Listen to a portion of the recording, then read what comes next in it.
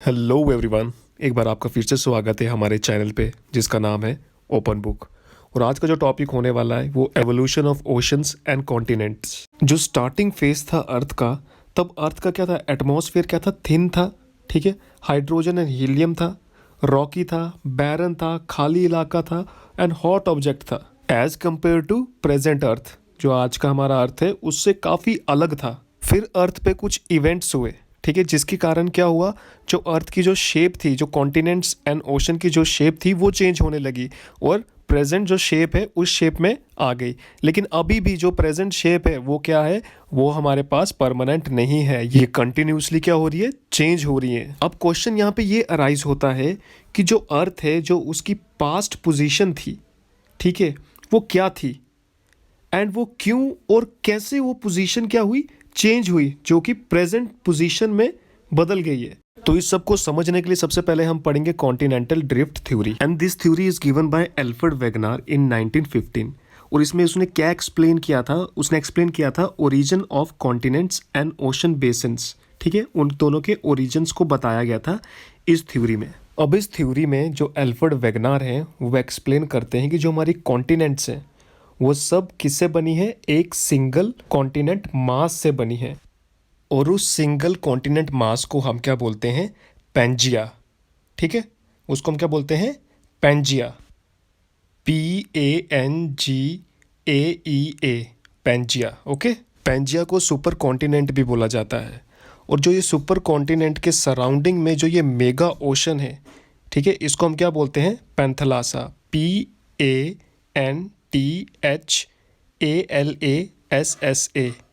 क्योंकि यहाँ पे अच्छे से लिखा नहीं जा रहा है इसलिए मैं आपको स्पेलिंग भी बोल रहा हूँ, ठीक है।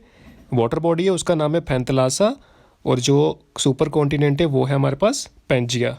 जो हमारे पास क्या था, सुपर कॉन्टिनेंट थी, वो ब्रेक डाउन हो जाती है दो पार्ट्स में, ठीक है। दो पार्ट्स में क्या हो जाती है, वो ब्रेक डाउन होती है, ठीक है। जो फर्स्ट ब्रोकन पार्ट था, जो हमारे पास सबसे पहले नॉर्थ की तरफ था, उसको हम क्या बोलते हैं, उसको हम बोलते हैं लोनेशिया, ठीक है, LAURASIA, उसको क्या बोलते हैं, लोनेशिया। और जो हमारे पास जो साउथ वाली तरफ था उसको हम बोलते हैं गोंडवाना, ठीक है, GONDWANLAND, गोंडवाना लैंड, ठीक है। पहले पता चला आपको कि पहले ये दोनों क्या थे, ये दोनों कंबाइन थे, ठीक है, ये दोनों कंबाइन थे, तब इसको बोला जाता था पेंजिया।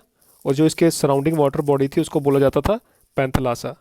2000 ईयर, जो million year ago, Jurassic period में, ये जो हमारे पास सुपर कॉन्टिनेंट थी ये ब्रेक डाउन होती है दो पार्ट में, एक लोनेशिया और एक गोंडवाना लैंड में।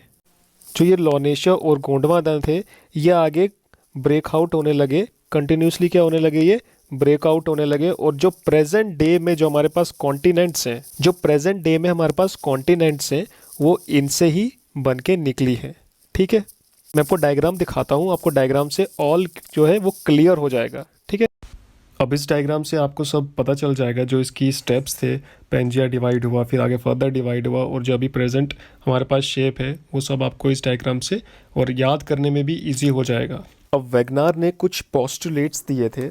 वेगनार ने क्या बोला, जो कॉन्टिनेंट्स है वो अर्थ सरफेस पे क्या कर रही हैं, फ्लोट कर रही हैं, कॉन्टिन्यूसली ड्रिफ्ट कर रही हैं अर्थ सरफेस के ऊपर। फिर क्या हो रहा है, जो continents, as continents floats undergo deformation it can break and split, वो क्या हो रही है, टूट भी रही है, can also scrap the ocean floor and it deformation and split, वो ocean floor को भी क्या कर रही है, scrapped कर रही है, sediments को बाहर निकाल रही है। फिर बोला the floating continent can accumulate ocean sediments from earth surface, ठीक है, which can piled up mountains along the continent edge. तो बेसिकली ये एक न्यू इंटरप्रिटेशन दे दी of fold mountain of earth. जो अर्थ की फोल्ड माउंटेन्स है, वेगनार ने ये एक न्यू इंटरप्रिटेशन दे दी कि फोल्ड माउंटेन्स कैसे बनी थी।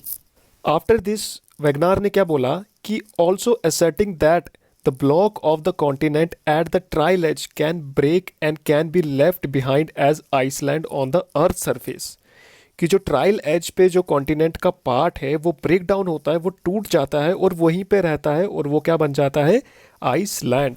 तो ये पोस्टुलेट्स वैगनार ने दी थी अपनी थ्योरी में। And now there are some evidence to support the movement of the continent. कुछ ऐसी मूवमेंट्स है जहाँ से पता चलता है कि कॉन्टिनेंट्स मूव हुई है अपनी जगह से। पहला एविडेंस है जिगसॉ एविडेंस। अब जो ये डायग्राम है बेसिकली ये देखा जाए तो ये गोंडवाना की डायग्राम है, जब पेंजिया अलग हुआ था दो पार्ट में, ठीक है। जो साउथ की तरफ था वो था गोंडवाना लैंड। अब देखो यहाँ पे जो कोस्ट है, जो मतलब आपका देखो जो ब्राज़ील कोस्ट है वो बिल्कुल फिट बैठता है गल्फ ऑफ ग्यूनी कोस्ट के साथ, ठीक है। जो इंडियन कोस्ट है, मेडागास्कर है, अफ्रीका है, वो भी क्या है, एक परफेक्ट क्या है, मैच है कि ये परफेक्टली एक साथ कभी ना कभी थे, ठीक है। मतलब सबसे पहला एविडेंस आता है इसको देख के कोस्ट, क्योंकि जो ये कोस्ट है अब ये देखने में वो नहीं है कि ये सिमिलर है, यहाँ पे जो रॉक्स हैं, जो फॉसल्स हैं, वो भी क्या है, वो सेम है।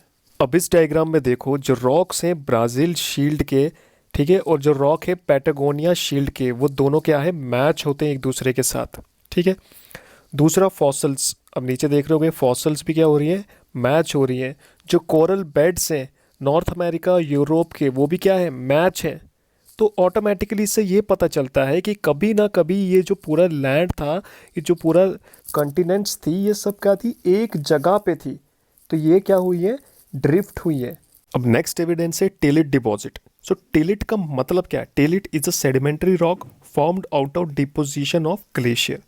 और ये कहाँ कहाँ पे मिले हैं एविडेंस, ब्राज़ील, फॉल्स Islands, South Africa, Madagascar, India and Antarctica. Which shows that these land mass once had a same climate. इनका क्या था, सेम क्लाइमेट था, कभी किसी वक्त पे इनका क्या था, सेम क्लाइमेट था। Which was possible only if, क्या है, ये सेम क्लाइमेट तभी हो सकता है जब ये क्या होंगे, इकट्ठा होंगे। तो इससे क्या पता चलता है कि ये कभी ना कभी ये सब लैंड जो था, ये अफ्रीका, मेडागास्कर, इंडिया, ये सब क्या थे, इकट्ठा एक लैंड मास थे, ठीक है। अब नेक्स्ट है स्ट्रक्चरल रॉक एविडेंसेस। अब जो हमारे पास अटलांटिक ओशन है उसके ईस्ट और जो वेस्ट कोस्ट है वो काफ़ी हद तक क्या है, सिमिलर है एक दूसरे के साथ। जो रॉक है, जो रॉक का टेक्सचर है, जो, तो उससे क्या पता चलता है, उससे ये पता चलता है कि कभी ना कभी जो ये कोस्ट थे ये आपस में क्या थे, साथ में थे, और ये कोई टेक्टोनिक एक्टिविटी के कारण अलग हुए हैं। So this is all about the continental drift theory. अब हम नेक्स्ट जो हमारी थ्योरी होने वाली है प्लेट टेक्टोनिक थ्योरी, उसको नेक्स्ट लेक्चर में कवर करेंगे। एंड टेलीग्राम का लिंक मैं आपको डिस्क्रिप्शन में दे दूंगा, जहाँ पे मैं इसके रिलेटेड कुछ फोटोग्राफ्स एंड कुछ पीडीएफ्स में डाल दूंगा। Thank you.